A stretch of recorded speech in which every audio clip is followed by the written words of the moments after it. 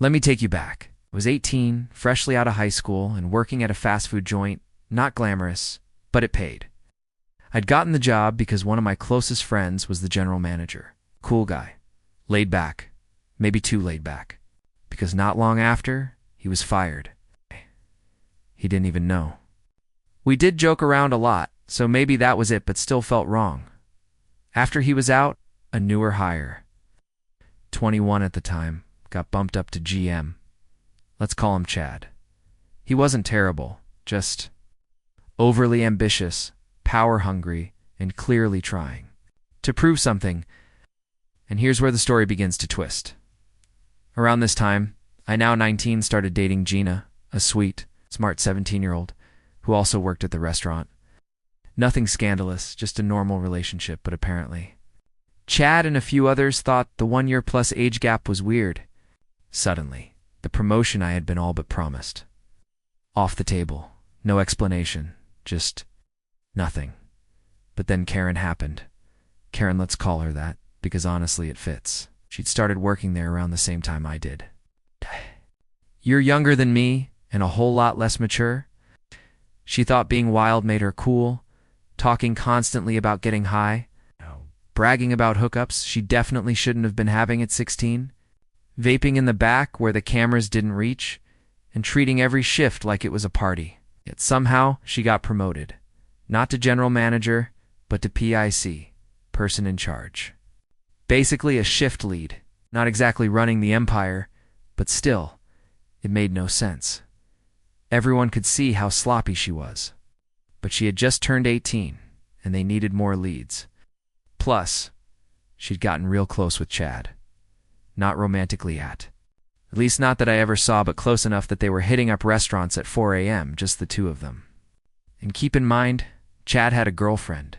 It's the same guy who called my relationship weird, was out here sneaking around with Karen like it was some kind of Discord after-party. But I kept quiet. I figured, let it go. Keep your head down then. Came Heather. Heather was Gina's friend. She got hired and, within weeks, got promoted too. And not because she was great, she wasn't. She got the promotion because she and Karen became tight. Tight like spend dash your dash whole dash shift dash playing dash cards dash in dash the dash break dash room tight.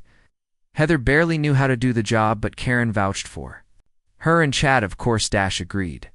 It felt like a slap in the face. I'd been there longer. I worked harder. But instead of respect, I got silence. Worse.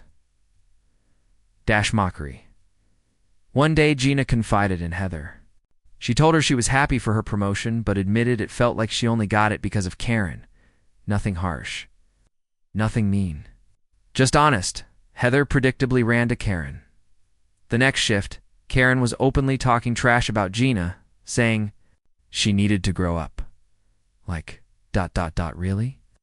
The girl who vapes in the back room and brags about her body count is lecturing my girlfriend about maturity? At that point, I'd had enough. Was tired of pretending it didn't bother me. Tired of being disrespected by people who didn't deserve the positions they were in. But even then I didn't make a move.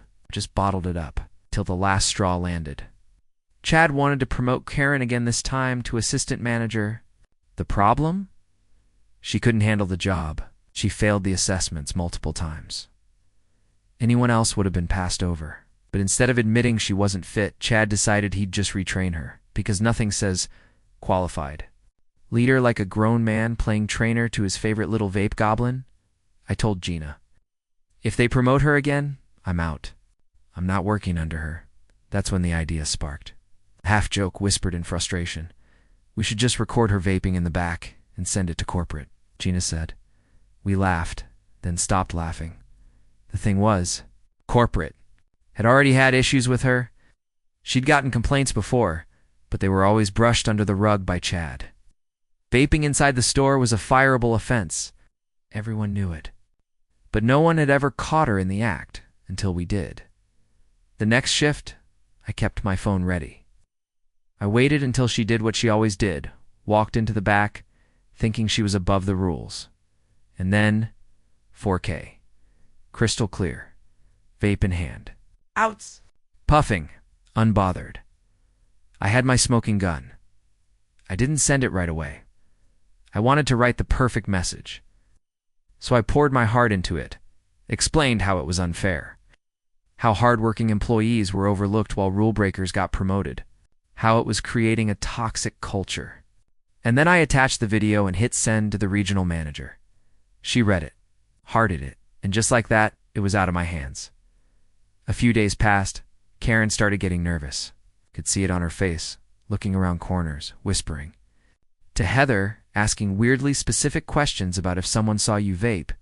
Could you get fired? And then boom, she was gone. No warning, no farewell shift. No Karen's transferring stores, just vanished. Word came down that she'd been fired, officially for violating workplace policy. Unofficially, y'all knew she suspected. It was ease, but she couldn't prove it. Now, she works at Walmart, stocking shelves. No headset, no title. No break room vape sessions while getting paid $20 an hour. And me? Let's just say, every time I walk past that store and see her standing there wearing that blue vest, pretending not to recognize me, I smile. Not out of cruelty, but out of satisfaction. Because for once, someone who played the system and treated good people like garbage finally got exactly what they deserved.